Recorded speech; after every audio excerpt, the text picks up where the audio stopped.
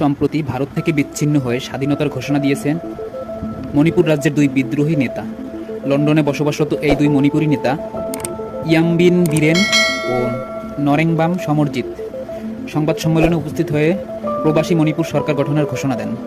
মণিপুর হলো ভারতের সবচেয়ে ছোট রাজ্যগুলোর একটি। এর জনসংখ্যা প্রায় 28 লাখ।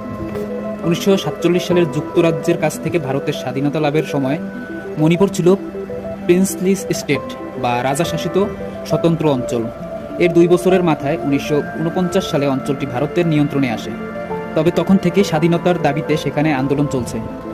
দীর্ঘ আন্দোলন সংগ্রামের ধারাবাহিকতায় মঙ্গলবারে প্রবাসী মণিপুর সরকার গঠনের ঘোষণা আসে। রাজ্যটিতে স্বাধীনতার দাবিতে কয়েক দশক ধরে লড়াই করছে শতাধিক সশস্ত্র গোষ্ঠী। তারা বিভিন্ন মাত্রায় স্বায়ত্তশাসন দাবি করে আসছে।